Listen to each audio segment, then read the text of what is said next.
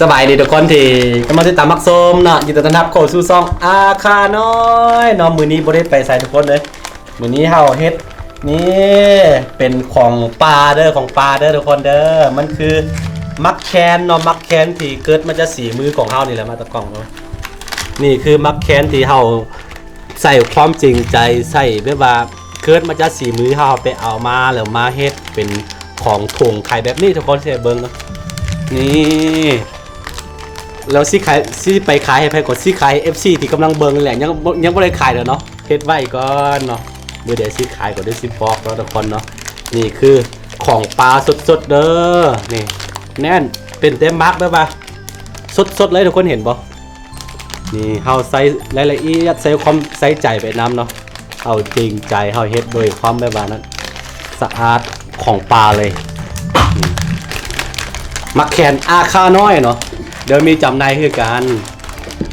บางทีนี่พี่น้องฟังสหรัฐอเมริกาเด้อเดี๋ยวเฮาสิฟ้าไปขายอยู่พุ่นเนาะทุกคนเนาะประมาณต้นเดือนนึงเด้อทุกคนเด้อนี่คือ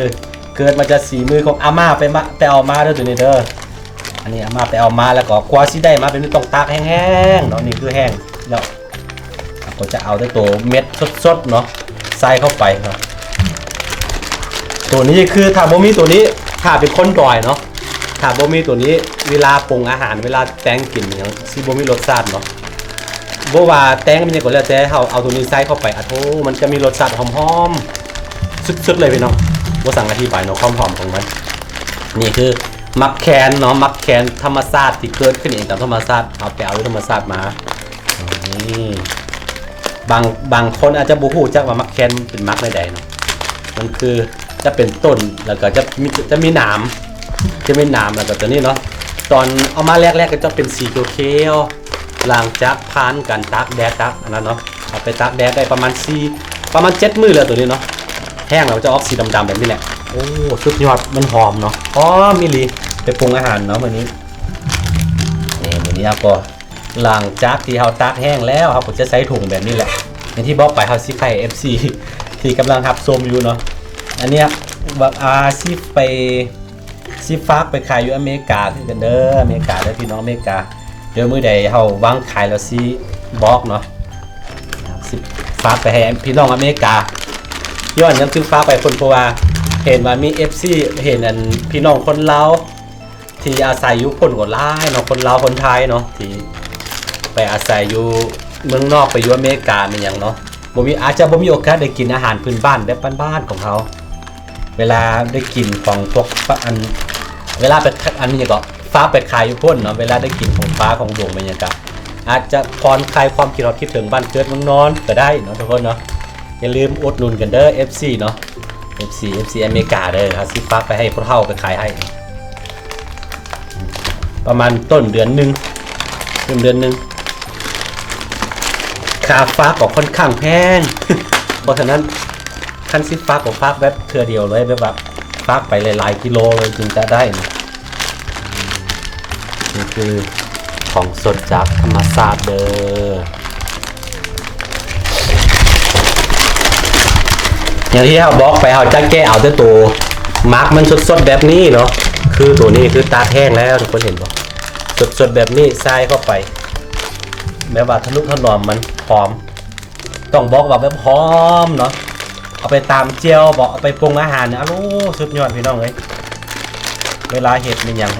น้ำไม่อย่างถ้าเป็นคนแบบว่าพี่น้องคนลาวคนไทยเขาน่าจะหูกินอยู่แล้วเดี๋ยวนี้เนาะแต่ว่าสุดยอดเครื่องปรุงที่เฮ็ดให้อาหารของเขามีความแซ่บนัวขึ้นกว่าเก่าทุกคนเนาะอย่าลืมเด้อ FC เด้อ FC ช่วยอุดหนุนได้เนาะยังบ่ขายแต่จะว่าเว้าไปลงหน้าเว้าไปก่อนเนาะประมาณต้นเดือนบางก่อนมกราอะไรทุกคนขายแล้วก็ต่อไปก็จะมีผลิตภัณฑ์ซาเนาะซาปลาซาที่มันเกิดปลาตุ่มง่ายๆเขาสิไปเก็บเอายอดแล้วก็เฮ็ดอบแห้งเนาะอบแห้งของเขาสิเฮ็ดซีมือเองแบบว่าบ่แม่นอบใส่สารเคมีเป็นหยังอบแบบว่าคั่วเองเฮ็ดเองพันแต่ละขั้นตอนเฮ็ดเองให้อาม่าเป็นผู้เฮ็ดเองหมดเนาะแล้วสิกลายไปเป็นทรายแห้งมีตัวอย่างอยู่ ที่กำลังเป็นซาแห้งแบบนี้เนาะทุกคนนี่คือผลิตภัณฑ์ซาปาเด้อราคาค่อนข้างแพงเนาะถามว่าแห้งแบบนี้เนาะอันนี้คือ100 กรัมนี่มันตัวนี้ผลประโยชน์ของซาปาตัวนี้ค่อนข้างหลายเนาะผู้ใดเป็นเบาหวานบ่หรือเป็นโรคความดันเป็นอย่างเนาะมันสามารถดีเนาะหลายๆอย่างสรรพคุณของมันค่อนข้างดีกินเข้าไปแล้วก็กลืนน้ำเข้าไปอ่ะโทษสุดยอด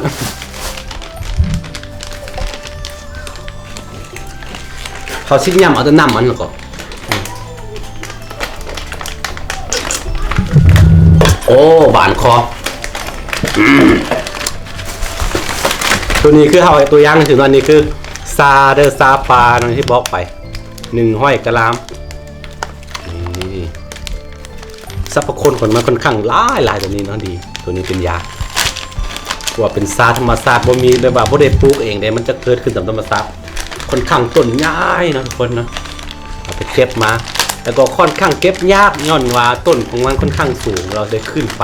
พอสิได้1 กิโลแห้งนี่โอ้บ่ธรรมดานะครับใช้เวลานี่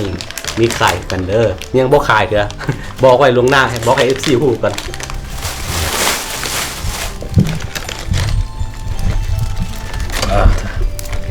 นี่ทุกคน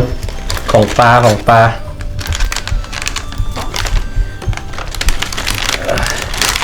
างทีคำว่าประสบความสำเร็จของแต่ละคนอาจจะต่างกันไปเนาะสำหรับข่อยเนาะคือคำว่าประสบความสำเร็จบ่จำเป็นต้องมีเรือนใหญ่มีรถหรูมีได้ว่าใส่ชีวิตไปให้โซบ่จำเป็นเนาะเพียงแต่ว่าเฮาได้เฮ็ดกิจกรรมอย่างนี้ต่างๆกับครอบครัวไปกินข้าวพร้อมหน้าพร้อมตากับครอบครัวเนาะกับประมาณนี้แหละคือความสุขของข่อยคือความที่ข่อยเอิ้นว่าประสบความสำเร็จเนาะตรงนี้นะมุมมองของแต่ละคนมันคือกันข่อยมักแบบนี้เนาะซ้ำนี่ก็พอเลยบางที่ก็เฮามีเงินมีทองแต่ว่าบ่มีแบบว่าครอบครัวบ่ได้อยู่พร้อมหน้าพร้อมตาอันนี้ก็บ่เอาสำหรับข่อยเด้อแต่ว่ามุมมองของแต่ละคนบ่คือกันเนาะนี่คือความสุขที่เฮาได้ใช้ชีวิตเฮ็ดอันใดหลายๆอย่างพร้อมกันเนาะมักแคนเด้อมักแคนปลาพี่น้องเสื้อว่าพี่น้องคนซ้ำเหนือแห้งจะฮู้จักดีตัวนี้เนาะมักแคนคือ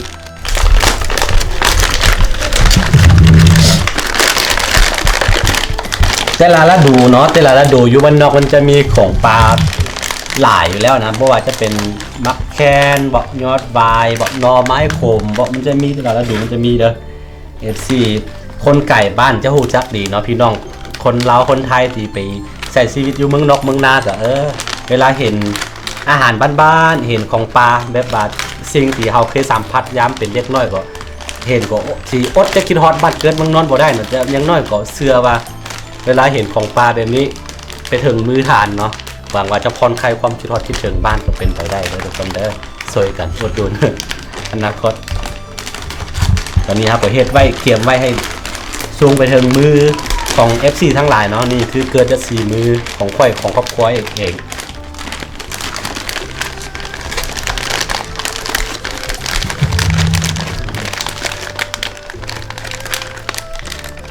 กว่าสิตากแห้งต้องใส่เวลานานพอสมควรเราต้องระวังคันว่าเห็นน้ำหมอกมันยังทึกกับบ่ดีตัวนี้เนาะมันจะตกหมอกนะต้องแบบว่าโอ้เลยทะนุถนอมมันสุดยอดเลยหอมพี่น้องอย่าให้กล้องนี่ครับกินได้เนาะให้ FC ได้ดมเบิ่งว่ามันหอมจังได๋ก่อนสิไปปรุงอาหารก็เอาไปอันนั้นไปแอมไฟเนาะให้มันหอมเติมอีกแห้งดีตามมุนๆแล้วก็ปรุงใส่อาหารโอ้พี่น้องเอ้ยตัวนี้ก็100 กรัมคือกันเด้อแต่ว่าเบิ่งจะละเวลาไปสั่งเบิ่งที่จริงมันจะเหลือเพราะว่าเฮาเส้นแน่นเนาะยัดเข้าไปเท่าที่จะยัดได้แล้วเต็มเลยนะสีมือเฮาและอีกเทื่อนึงเนาะอยากให้เบิ่งตัวนี้นี่แบบว่ามันเป็นสัญลักษณ์ของชนเผ่าอาขากับคนจีนไปแล้วเนาะตัวนี้เวลาตื่นเช้ามาต้องกินน้ำซานี่แต่ว่าซานี่บ่แม่นซาธรรมดาเนาะแต่ว่าซาปลาอย่างที่บอกไปเนาะซาที่มาเกิดเองตามธรรมชาตินะเห็นตัวนี้เนาะจากนักวิทยาศาสตร์ชาวศรีลังกากับคนเวียดนามแล้วคนจีนเขามา เคยมาสำรวจเบิ่งครั้งหนึ่งแล้วอายุของต้นของมันเฉลี่ยอยู่ที่ประมาณ400 ปีหา 1,000 ปีโดยต้นซาต้นเดียวเด้มันค่อนข้างแบบว่าต้นใหญ่เนาะแต่ก็อายุเฉลี่ยแล้วเนาะต้นของมันแบบว่าเก่าแก่พอสมควรอย่างที่บอกไปประมาณ500 ปีขึ้นเมือน่ะนี่คือซาปลาสดๆตื่นเช้ามาก็ได้กินแต่ละมื้อเนาะเขากินน้ำซาเป็นประจำอยู่แล้วนะนี่แล้วก็ถ้าไปบ้านอาคาเนี่ยสิ่งที่ได้พบก่อนทับอิดก่อนตัวนี้แหละเนาะเขาซิเนียน้ำซาให้กินให้เจ้ากินก่อนเวลาไปพักไปแวะเป็นอย่างนะนี่ซาปลาเด้อทุกคนเด้อ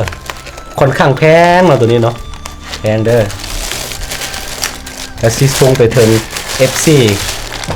ตัวนี้เนาะส่วนหลายจะเป็นผลประโยชน์สรรพคุณของมันค่อนข้างหลายอย่างที่บอกไปเนาะเกาบ่หมดเนาะผู้ใดเป็นโรคเบาหวานบ่เป็นโรคความดันบ่หลายๆอย่างนะสามารถแบบว่าล้างสารพิษในกับอันนั้นมีอย่างก็ได้ตัวนี้เนาะนี่ขายตอนนี้บ่ขายเถอะคนต้นนั้นต้องอันไม่ยังก็อันนี้จะเป็นไถ่เดือนแล้วมันบ่มียอดเถื่อเนาะยังบ่มีบ่พอขายนะต้องรอถ้าให้ประมาณพุ่นแหละอีกเดือนนึงฮอดช่วงที่มันสิออกยอดอีกจึงได้ไปเก็บมาขวดคือกว่าสิพันสิได้1กิโลอย่างที่บอกไปต้องพันขั้นตอนหลายๆยังไปเก็บอยู่ป่ามาแล้วก็มาคั่วเนาะคั่วแล้วก็เอามือนี่แหละเอามือตัวเองเลยเนาะย่ำแบบว่าต้องคั่วแล้วก็พันหลังจากที่คั่วแล้วก็ไปตากแห้งอีกเนาะใช้เวลาโดนกว่าสิได้กินเนาะF4 เดี๋ยวเจอกัน นี่อันนี้ก็จะเป็นการเฮ็ดอันนั้นเนาะมักแคนอาคาน้อยแล้วก็มีซาปลาซาอาคาน้อยเนาะมาเดี๋ยวไว้ๆเด้อทุกคนเด้อติดตามได้เนาะแล้วก็ขอบใจ FC ที่คอยที่ตามกันมาตลอดเนาะโบสั่งสิเอาคำเลยมาขอบใจแล้วต้องบอกว่าขอบใจเนาะขอบใจแล้วก็หวังว่าสิเฮา FC ทุกๆท่านที่กำลังติดตามรับชมอยู่เนาะที่ได้ไม่ว่าตามทิศวิถีชีวิตของเขาแบบไปนานๆนะทุกคนเด้ออาจจะเท่าที่เก้ไปน้ำกันเนาะโอเคถ้าใครมาคลิปแบบว่าบ้านๆก็อย่าลืมนะกดไลค์กดติดตามซองอาคาน้อยไว้เนาะเวลาไปลงคลิปหรือว่าเฮ็ดมีอย่างลงใน YouTube น่ะจะได้เห็นเนาะโอเคสบายดีงงไผสบายดีอ่ะบ้าสบายดี